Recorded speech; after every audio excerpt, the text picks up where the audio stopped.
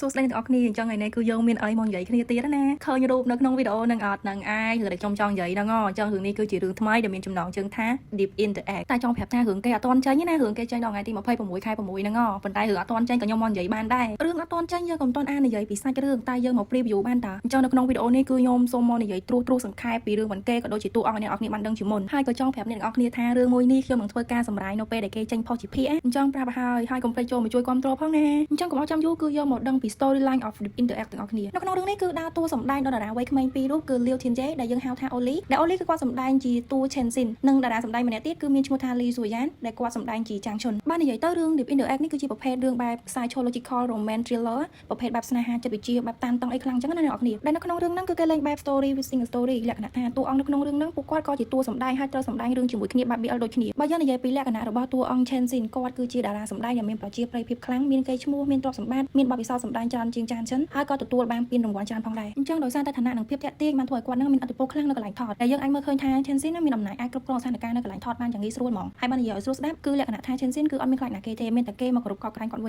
ញហើយបាននិយាយពីបច្ចេកទេសនៃការសម្ដែងរបស់ Chen Xin វិញ Chen Xin គឺជាមនុស្សប្រកែកដាក់អារម្មណ៍ខ្លាំងអាចថាមិនមែនគ្រាន់តែសម្ដែងធម្មតាតែគាត់ចូលទូដល់ថ្នាក់កែប្រែខ្លួនឯងដើម្បីឲ្យមានអត្តចរិតដូចតួអង្គនៅក្នុងរឿងតែម្ដងហើយនៅក្នុងសាច់រឿងដែលពួកគេធ្វើសម្ដែងជាមួយគ្នាដោយសារតែរឿងវាបែបលក្ខណៈថាតានតឹងខ្លាំងពេកអញ្ចឹងអ្នកដឹកនាំរឿងនឹងគឺបានឲ្យពួកគេរស់នៅជាមួយគ្នាក្នុងបន្ទប់បិទជិតរយៈពេល15ថ្ងៃដូចជាគូស្នេហ៍ស្រឡាញ់ភេទដូចគ្នាអញ្ចឹងណាដើម្បីឲ្យយល់ពីតួអង្គនៅក្នុងរឿងអញ្ចឹង Chen Xin នេះគឺគាត់សុខចិត្តទម្លាក់អត្តសញ្ញាណជីវិតពិតរបស់ខ្លួនឯងចោលដើម្បីចូលទៅក្នុងពិភព script តែម្ដងហើយតើការរស់នៅជាមួយគ្នាយូរទៅ Chen Xin ចាប់ផ្ដើមបង្ហាញភាពមិនប្រក្រតីទៅលើដៃគូសម្ដែងរបស់ខ្លួនដែលលក្ខណៈថាអត្តចរិតមួយហ្នឹងគឺជាអត្តចរិតតួអង្គដែលគាត់ត្រូវសម្ដែងនៅក្នុងភាពយន្តនេះប៉ុន្តែគាត់ទៅជាចាប់ផ្ដើមប្រច័ណ្ឌចង់គ្រប់គ្រង Chang Chun ចាប់ផ្ដើមចូលជ្រៀតជ្រែកក្នុងជីវិតពិតរបស់ Chang Chun អីចឹងណាហើយព្រំដែនរវាងជីវិតពិតនិងតួសម្ដែងចាប់ផ្ដើមលាយឡំបញ្ចូលគ្នាញ៉ៃៗពេលហ្នឹងហ្មងទោះថាបែងចែកអត់ដែរថាអ្នកណាជាអ្នកណាឲ្យប្រកាសអញ្ចឹងណា Chen Xin ចាប់ផ្ដើមប្រព្រឹត្តចំពោះ Chang Chun ហ្នឹងគឺចាប់ផ្ដើមដូច Fang Chi ប្រព្រឹត្តចំពោះអ្នកជំងឺអញ្ចឹងហើយលក្ខណៈថាគ្រប់គ្រងអារម្មណ៍របស់ Chang Chun គៀបសង្កត់បង្ខំឲ្យ Chang Chun ប្រឈមមុខនឹងអារម្មណ៍ខ្លាចៗជាច្រើនអីចឹងទៅហើយនៅក្នុងសាច់រឿងដែល Chen Xin ត្រូវសម្ដែងហ្នឹងគឺគាត់ដើរតួជាដុកទ័រ Fang Chi ដែលជាវិជ្ជបណ្ឌិតចិត្តវិទូដ៏ឆ្លាតវៃម្នាក់តួអង្គ Fang Chi គឺត្រូវមានកាតព្វកិច្ចព្យាបាលអ្នកជំងឺដែលមានវិបត្តិផ្លូវចិត្តធ្ងន់ធ្ងរម្នាក់ដែលមានឈ្មោះថា Gao Chen ប៉ុន្តែវិធីដែលគាត់ប្រើក្នុងការព្យាបាលគឺអត់ធម្មតាដូចពេទ្យទូទៅគេធ្វើទេ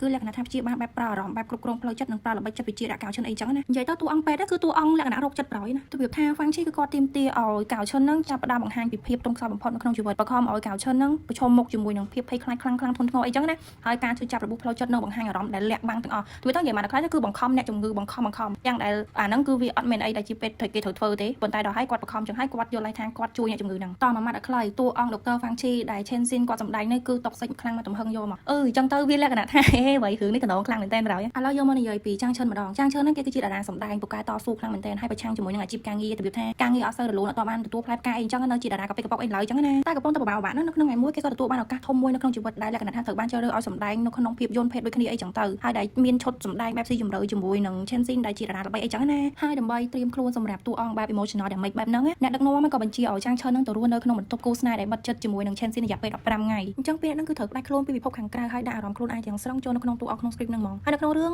Chang Chun គឺដើរតួជា Gao Chen ដែលជាអ្នកជំងឺដែលងាយនឹងរងគ្រោះថ្នាក់បំផុតមានបញ្ហាផ្លូវចិត្តធ្ងន់ធ្ងរប៉ុន្តែពិបាកសង្កេតដឹងទោះថាបើមើលពីសម្បកក្រៅអីគឺមើលអត់ដឹងថា Gao Chen ជាមនុស្សដែលមានជំងឺ depression នេះហើយសម្រាប់រយៈពេល15ថ្ងៃដែលពួកគេនៅជាមួយគ្នាហ្នឹងទោះថានៅយូរទៅគឺ Chang Chen ចាប់ផ្ដើមសង្ស័យលើខ្លួនឯងគឺពិបាកបែងចែករវាងជីវិតពិតនិងជីវិតក្នុងតួអង្គលែងប្រកាសថាអារម្មណ៍ដែលប្រើសម្រាប់សម្ដែងរាល់ថ្ងៃហ្នឹងគឺជាអារម្មណ៍ពិតខ្លួនឯងឬក៏គ្រាន់តែជាអារម្មណ៍ដែលចូលតួក្នុងនាមជា Gao Chen ហើយក៏ដោយសារតែទង្វើរបស់ Chen Xin គឺចាប់ផ្ដើមធ្វើឲ្យ Chang Chen គឺខ្លាច Chen Xin ខ្លាំងមែនទែនដូចជា Gao Chen ខ្លាច Fang Chi អញ្ចឹងយល់ទៅបែងចែកតំណងមិនដាច់រវាងមិត្តរួមការងារស្នេហាឬក៏តួសម្ដែងអីអញ្ចឹងណានិយាយទៅមករឿងនេះទៅវាថាចេញមកគឺប្លែកខុសពីគេហ្មងអ្នកនរគ្នាទៅវាចេញមកគឺដូចជារឿងដែលខ្ញុំអត់ដែលមើលពីដើមមកហ្មងចេញមកគឺថ្មីប្លែកចម្លែកអារម្មណ៍ហ្មងហើយនៅក្នុងរឿងនេះវានិយាយតាក់ទងនឹងឈ្មោះតួអង្គតែដោយសារឈ្មោះរៀងច្រើនដោយសារតែក្នុងរឿង Deep Interact នេះគឺគេមានឈ្មោះតួអង្គមិនគេទេទៅអត់